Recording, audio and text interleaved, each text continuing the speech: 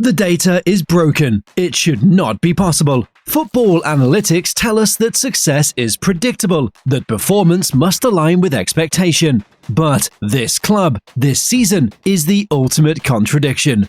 We really show with our energy, not at the beginning of the match because we were under our plan, how we needed to start the match, and we conceded one goal. We were a little bit poor in our individual wishes to play. The history of this club, the struggle for stability, the constant pressure of the Premier League, it demands a collapse. They were supposed to fade. They were supposed to return to mid-table. Hi, welcome to AFTV. I've got Adam with me. We just lost 2-1 to Aston Villa here at Villa Park. The worst way to lose a game, last minute. Yeah, it was absolutely abysmal feeling. You feel like your heart's been ripped out. Literally the last kick of the game. Yeah. I said before this game, Unai Emery uses the white-hot rage that he feels for this football club to beat us. And it's turned out to be a pretty useful tool for him, to be fair. Yeah. Instead, they've become something far worse for their rivals, a team that defies silence. This is why Unai Emery's Aston Villa is the terrifying anomaly. The project began with a surgical precision. Unai Emery arrived as a winner, a man obsessed with structure. He rebuilt Aston Villa, not with instant glory, but with methodical tactical obedience. The early seasons were a triumph of narrative, a shock run to European qualification. But the price of ambition is stability. The 2025 summer window was the true test, a quiet, disciplined market. They balanced the books, they bought roles, not names. Victor Lindelof for centre-back passing security, Harvey Elliott to knit the attack, Jadon Sancho for high-risk wing play. The critics screamed caution. They pointed to the lack of statement spending. The pundits predicted a fall, a regression to the mean. But Emery just worked. He trusts the process above all else. They were helping with their energy, and I think it's very important here to try to create again a huge atmosphere with the support, with our energy, and try to build here our structure strong like we did. He demands simple principles: control possession, force the opponents into traps, finish with ruthless efficiency. The calm was unnerving.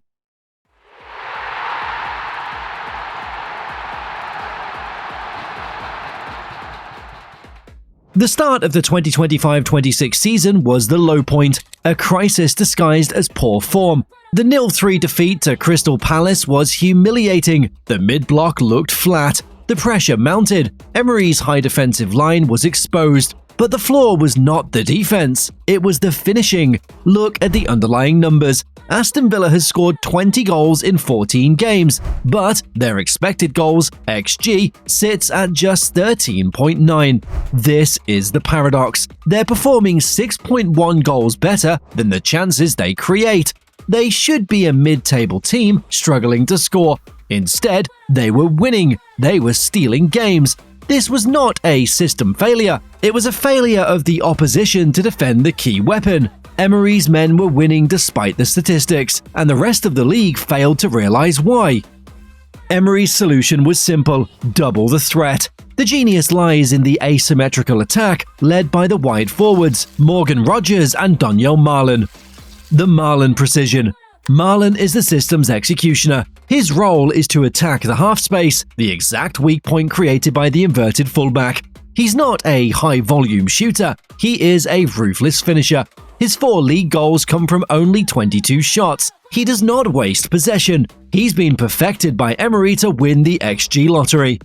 The Rogers engine. On the opposite side, Morgan Rogers provides the chaotic creativity.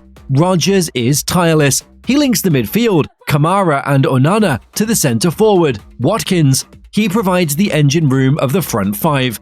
The system is now fluid. When Pau Torres breaks the line with a pass, the ball either finds Rogers pushing forward or Marlon waiting in the final third. The key is the midfield control.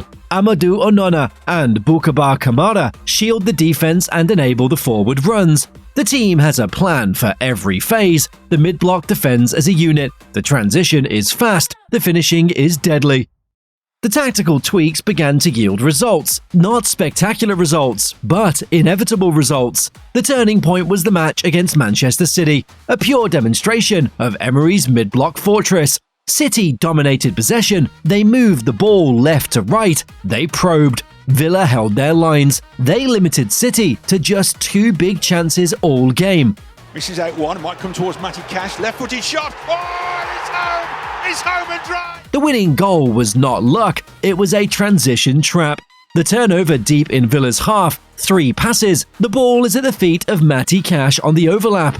Goal. Villa wins 1-0, a classic smash and grab. They repeated the feat against Wolves, a clean, disciplined 1-0 win. The wins piled up, 5 straight in November. Brighton, Wolves, Leeds. The pundits were battled. The performances were not dominant, but the results were absolute. This was the terror of Emery's design. He built a team that did not need to be better than the opponent for 90 minutes. They only needed to be perfect for 3 seconds. December 6th, 2025. Today, the ultimate test, the visit of Arsenal, a club with ambition equal to Villa's own. This was the moment of truth. The atmosphere was volcanic. The stakes were championship level. The match was a war of systems, Arsenal's fluidity against Villa's rigid control. Emilio Martinez anchored the defense. He provided the emotional fire. The Argentina captain demanded perfection from his back four. Works it infield to Saka eventually. Opportunity for Bukayo Saka. Well saved by Martinez. It's still alive here for Arsenal. Then came the moment that defined the season. The deadlock broken, not by a set piece, not by luck, but by the Donyell Malen formula. The pass is weighted perfectly. Malen is clean through. He takes one touch. He does not panic. He does not force it. The finish is low, clinical, inevitable. Villa wins 2-1. The final score confirms the triumph. It was the proof. The tactical plan worked. The signings paid off. The faith was rewarded. The system was validated on the biggest stage.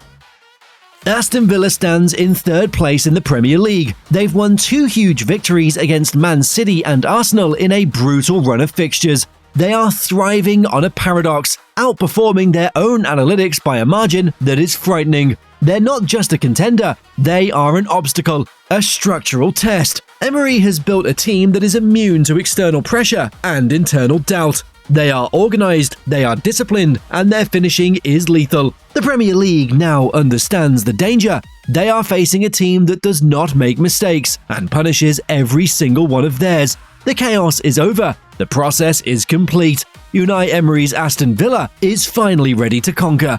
What we've witnessed is not just a run of form, but the flawless execution of a 3-year plan. Unai Emery engineered a machine that thrives on paradox, a team with mid-table expected goal statistics, yet possessing elite conversion rates, making them statistically terrifying. They are the tactical anomaly, masters of the high-press trap and the deadly counterpunch. The structure protects the talent, and the ruthless efficiency delivers the points. Aston Villa are the silent, inevitable force in a league of noisy giants. The question is no longer whether they belong. The question is how far this systemic terror can take them. Don't just watch the debate, join it. Hit the like button if you think Villa can finish in the top 3. Then, tell us in the comments below, is Unai Emery's system the new blueprint for breaking the Premier League's Big Six? Or is this overperformance destined to crash when the statistical regression finally hits?